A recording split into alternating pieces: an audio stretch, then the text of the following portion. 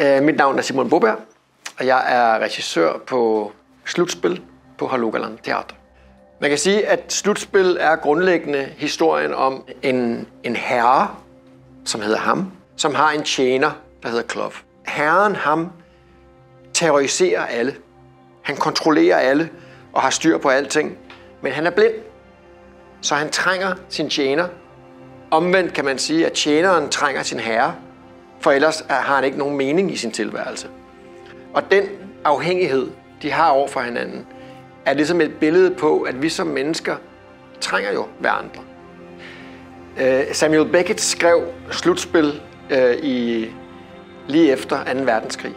Jeg tror, at Slutspil i dag handler om vores allesammens oplevelse af, at vi er truet på vores eksistens.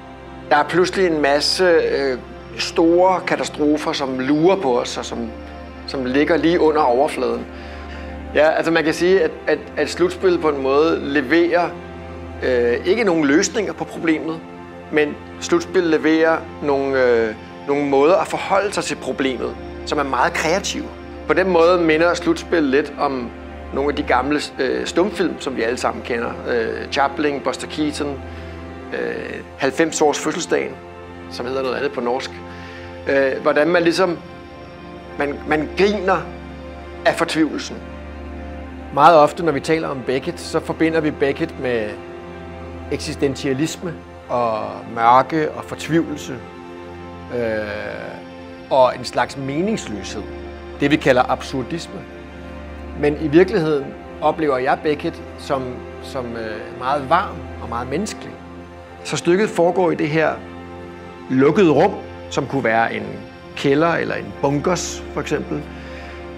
Og i det her rum her befinder sig herren, Kjetil Høeg, og tjeneren, som bliver spillet af Christian Figenschou.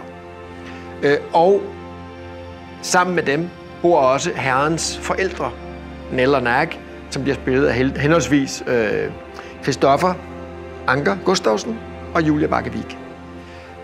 De to bor i 2 olietønder og er uendeligt gamle. For mig er karaktererne i Slutspil eksempler på mennesker med en enorm livsvilje og en enorm kreativitet til at finde ud af,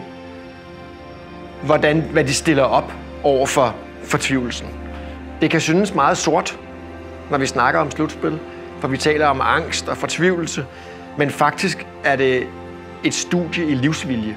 Jeg tror måske, at Beckett som dramatiker kan resonere godt med publikum her i Troms, fordi jeg tror også, at mennesker her har en erkendelse af, at for eksempel nu her i mørketiden, det bliver jo ikke lyst.